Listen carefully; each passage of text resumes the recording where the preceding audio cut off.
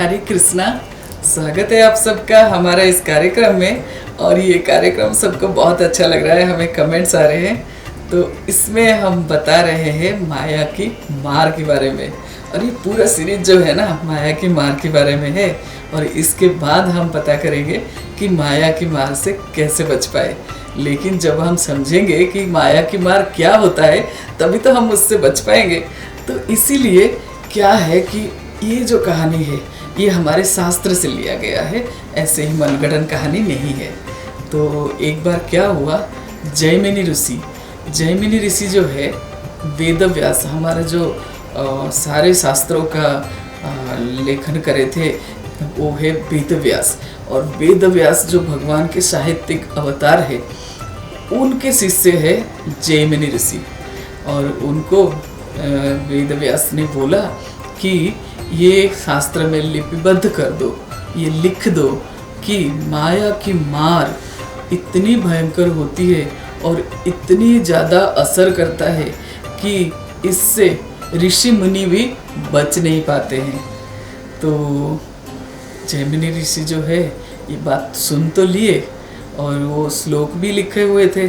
तो वो श्लोक क्या था आपको अभी सुनाती हूँ। वो श्लोक मात्रा स्वस्त्रा दुहिता, मात्रा स्वस्त्रा दुहिता वा निविविक्ता सनो हवेन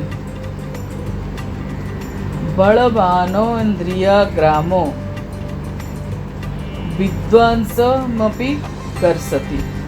अर्थात मनुष्य को चाहिए कि वो अपनी माता, बहन या पुत्री के साथ एक ही आसन पर ना बैठे, क्योंकि इंद्रियां इतनी प्रबल होती है कि बड़े से बड़ा विद्वान भी यौन द्वारा आकृष्ट हो सकता है। तो ये जो श्लोक था उसको सुन के जैमिनी ऋषि ने इसको लिखना था, उससे अगले दिन लिखना था। लेकिन उनको ना ये बात हजम ही नहीं हो रहा था। कह रहे ऋषि मुनि जो भगवान की पूजा पाठ ध्यान इतना करते हैं उनके ऊपर माया का असर, ना ना ना ये नहीं हो सकता। ये उनका मन मान ही नहीं रहा था। तो शाम को क्या हुआ, फिर ऋषि जो है अपने कमरे में गए और वेद व्यास जो है उनके गुरु है वो भी अपने कमरे में गए। तो उसके बाद शाम को बहुत ज़ोरों की बारिश हुआ। और जब बहुत ज़ोरों की बारिश हुआ तो उस टाइम बिजली कड़कड़ा रहा है, बारिश हो रहा है। तो उसी समय बादल गरज रहे हैं। और इसी समय जो है उनका कमरे का जो खिड़की है उसके पास कुछ स्त्री की आवाज़ सुनाई दी। तो जैमिनी ऋषि जाके देखने लगे कि स्त्री आश्रम में कहाँ से आई। जाके देखने लगे तो एक स्त्री खड़ी थी और उसकी आवाज़ जो है रक्षा करो बोल रही थी। तो ये देखने लगे, अच्छे से दिखाई तो दे नहीं रहा था, अंधेरा था। लेकिन जब बिजली कड़की तो उनको जो है वो लड़की तो नहीं स्त्री थी, वो स्त्री उनको दिखाई दी। और वो बिल्कुल भीग गई थी और उसके वस्त्र जो है उसके शरीर में बिल्कुल चिपक गए थे। और जो बिजली का कड़कड़ाहट, उसके अंदर जो रोशनी, उस रोशनी में उनको उस स्त्री की शरीर दिखाई दिया जहाँ से उनका जो यौवन है वो एकदम से निखर के दिख रहा था। तो जैमिनी ऋषि जो है देखे कि कोई स्त्री है और उसको कुछ सहायता चाहिए, तो जाके दरवाज़ा खोले। तो वो स्त्री जो है पास में आई और बोली कि मैं रात को कुछ मेरे पास रहने के लिए जगह नहीं है, मैं क्या करूं। तो जैमिनी ऋषि ने उस स्त्री को एक कमरा दी और बोले कि आप इसमें रहो और अंदर से कुंडी लगा लेना, चाहे कोई भी दरवाज़ा खटखटाए आप सुबह तक जो है दरवाज़ा मत खोलना। और अगर मैं स्वयं भी बोलूं कि मैं जैमिनी ऋषि हूँ बोल के तो भी आप दरवाज़ा मत खोलना। तो स्त्री बोली ठीक है। वो वहाँ पे रहने लगी, रात को दरवाज़ा अंदर से बंद करके वो रह गई। तो जो जैमिनी ऋषि है अपने कमरे में आए और सोने लगे, उनको नींद ही नहीं आया।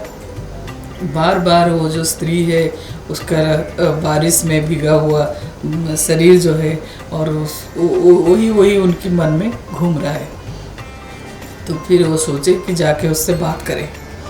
तो वो निकल के गए, उसका दरवाज़ा खटखटाया तो उन्होंने दरवाज़ा नहीं खोला। फिर उन्होंने कहा कि अरे मैं जैमिनी ऋषि हूँ, मैं स्वयं हूँ। तो बोले कि ना ना, मुझे जैमिनी ऋषि ने बोला है मैं स्वयं बोलूँ तो भी नहीं खोलना। तो रिसीवर जो है एकदम से अधीर हो गए और बोले कि मैं खुद ही तो बोल रहा हूँ, तो आपको खोलने में क्या दिक्कत है। तो फिर उस स्त्री ने दरवाज़ा खोला तो जैमिनी ऋषि ने तुरंत विवाह का प्रस्ताव रखा। अब जब विवाह का प्रस्ताव रखा तो स्त्री ने कहा, महानुभाव आप इतने बड़े ऋषि हैं, आपसे शादी करना कौन मना करेगा, मेरा तो सौभाग्य है। ठीक है, मैं शादी कर सकती हूँ आपसे, लेकिन मेरा एक शर्त है। तो रिसीवर ने बोला, हाँ बताइए, अपना शर्त बताइए। मैं कोई भी शर्त मानने को तैयार हूँ। तो स्त्री ने कहा कि यहाँ की थोड़ी दूरी पर एक दुर्गा मंदिर है, और अगर आप सच्ची में मुझसे विवाह करना चाहते हैं तो आपको घोड़ी बनना पड़ेगा और मुझे अपनी पीठ पे बिठा के दुर्गा मंदिर तक लेके जाना पड़ेगा। तो अगर आप मानते हो तो फिर मैं आपसे विवाह करने को तैयार हूँ। तो जैमिनी ऋषि ने कहा, हाँ हाँ बिल्कुल तैयार हूँ मैं। तो वो एकदम से घोड़े बन गए और स्त्री जो है उनकी पीठ पर बैठी, और वो जो है उसको ऐसे ही घोड़े पे सवार करके अपने आप को घोड़े बना के लेके गए दुर्गा मंदिर तक। तो इतना आसान भी नहीं था, क्योंकि चल चल के तो जा नहीं रहे थे, घुटनों के बल ऐसे ऐसे जा रहे थे। तो फिर रास्ते में कंकड़, पत्थर, कांटे, कई कुछ चीज़ें उनके शरीर को चुभा, लेकिन रुके ही नहीं वो, क्योंकि वो स्त्री की जो आसक्ति है वो इतना ज़्यादा था कि वो क्या करे कि कुछ ना बोलते हुए वहाँ पहुँचे जाके दुर्गा मंदिर पे। और उन्होंने सोचा था दुर्गा मंदिर पे पहुँच के उस स्त्री को बिल्कुल आलिंगन करेंगे, लेकिन जब वो पहुँचे तब तक वो सुबह हो गए। और सुबह हो गया तो उन्होंने देखा उस स्त्री के बहुत ही लंबे लंबे दाढ़ी थे। तो एकदम से चौंक गए, इस स्त्री के दाढ़ी ये कैसे हुआ। तो जब अच्छे से देखे वो स्त्री नहीं थी, वो उनके गुरुदेव वेद व्यास थे। तो आपको समझ में आया माया की मार कहाँ हुआ। माया की मार जैमिनी ऋषि के ऊपर हुआ, क्योंकि वो मानने को तैयार नहीं थे कि माया जो है साधु संत के ऊपर भी असर कर सकती है। तो देखिए, उतनी देर तक जो इंसान जिसके ऊपर माया के मार होता है ना, वो भगवान को भी भूल जाता है, केवल उनको वो स्त्री याद रहा।